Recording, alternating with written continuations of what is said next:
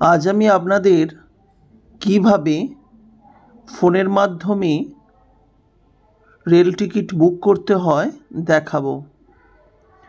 Rail ticket book করার জন্য প্রথমে আপনাকে আইআরসিটিসির রেল কানেক্ট এই অ্যাপসটি কিন্তু ইনস্টল করে নিতে হবে। আমি যথারীতি ইনস্টল করে নিয়েছি এবং অ্যাপসটিকে লগ ইন করব। তবে মনে রাখবেন, অ্যাপসটিকে লগ ইন করার জন্য এই অ্যাপসটির কিন্তু প্রথমে আপনাকে প্রোফাইলটা ক্রিয়েট করে নিতে হবে। প্রোফাইল ক্রিয়েট অনেকেরই থাকে। আমি আজকে কেবলমাত্র কিভাবে আপনি টিকিট বুক করবেন, ট্রেন দেখে টিকিট বুক করবেন সেটা শিখিয়ে দেব। একেবারে উপরের অপশন ট্রেনে ক্লিক করবেন এবং তারপরে বুক টিকিট অপশানে যাবেন। দেখুন এখানে ফ্রম ও টু দুটো জায়গা রয়েছে, অর্থাৎ কোথা থেকে যাবেন। আমি ধরে নিচ্ছি আমরা হাওড়া জংশন থেকেই যাব। কোথায় যাবেন? আমি এখানে দেখছিলাম বিশাখাপত্তনম, অর্থাৎ ভাইজ্যাগ অনেকে বেড়াতে যায়, বিশাখাপত্তনম করেছি। ক্লাস রেখেছি অল। এরপর আপনাকে ডেটটি সিলেক্ট করতে হবে। আপনি ডেটের ওপর ক্লিক করে ডেটটিকে সিলেক্ট করবেন। ধরুন আমি ধরলাম আগস্ট মাসের 18 তারিখ এবং সার্চ ট্রেন দেব। সার্চ ট্রেন দিলেই যে ট্রেন যাবে এই দিনে তার লিস্ট কিন্তু চলে এসেছে। আপনারা দেখতে পাচ্ছেন বহু ট্রেন আছে, তার লিস্ট চলে এসেছে। এখন আপনি ভালোভাবে দেখে নেবেন কোন সময়ে চাপবেন, কোন সময়ে নামবেন এবং সেই অনুযায়ী আপনি কিসে যাবেন। আপনি এসি কোচে যাবেন না স্লিপার কোচে যাবেন, আপনি এগুলো দেখে নেবেন। উদাহরণস্বরূপ আমি করমণ্ডল এক্সপ্রেসের কথাই বলি। করমণ্ডল এক্সপ্রেস 15:25 অর্থাৎ 3:25 দুপুরবেলা যাবে শালিমার থেকে বিশাখাপত্তনমে, 4:25 ঢুকবে পরের দিন। আমি স্লিপার দেখে নিই, স্লিপারে কতজন অ্যাভেলেবেল আছে। না, স্লিপারে আমাদের 29টা টিকিট কিন্তু অ্যাভেলেবেল আছে এবং তার জন্য আমার ভাড়া লাগছে 475 টাকা। তো আমি যদি স্লিপারে যাই, স্লিপারের জন্য কাটব। যদি আপনি এসির ক্ষেত্রে যান, যে কোনো 3 টায়ার 2 টায়ার এসির ক্ষেত্রে যান, সেক্ষেত্রে কিন্তু আপনি সেই রকম কাটবেন।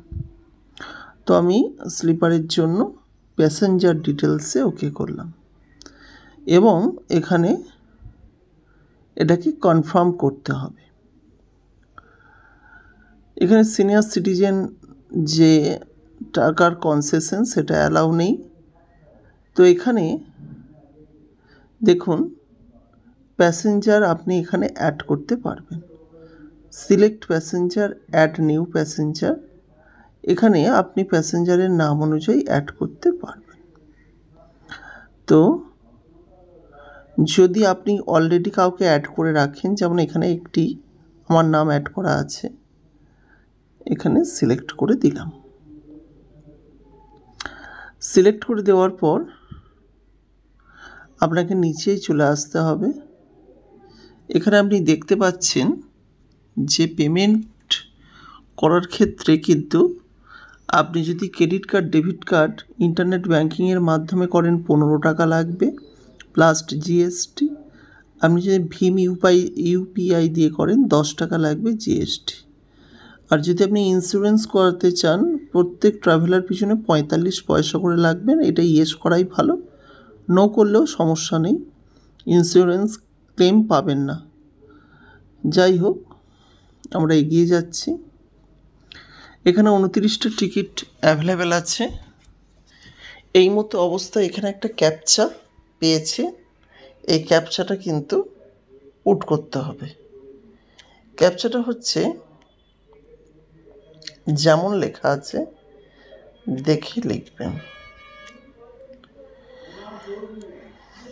475 টাকা ছিল, সেটা 10 টাকার সঙ্গে জিএসটি হয়ে 486 টাকা 80 পয়সা কিন্তু হয়েছে। প্রসেস টু পে ইয়েস করবেন।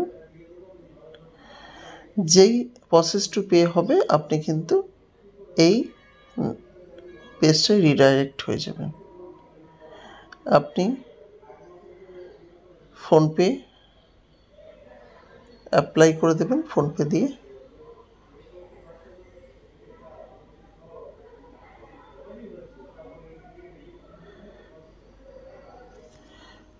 দিয়ে যেই অ্যাপ্লাই করবেন আপনার কিন্তু সরাসরি পেমেন্টের অপশান চলে আসবে। ফোনপে দিয়ে পেমেন্টের অপশান চলে আসবে। আপনি এখানে টিকিটটি বুক করলেই ফাইনালি কিন্তু টিকিটটি বুক হয়ে যাবে। আমি আপনাদের পুরো বিষয়টা দেখিয়ে দিলাম। দেখুন, এটা ফেল হলো, তার কারণ হচ্ছে আমি পিন নাম্বারটা ভুল দিয়েছিলাম আপনাদের দেখানোর জন্য। যাই হোক, এইভাবে আপনারা ট্রেন টিকিট কিন্তু বুক করতে পারবেন। এই ধরনের বিভিন্ন রকম ভিডিও পাওয়ার জন্য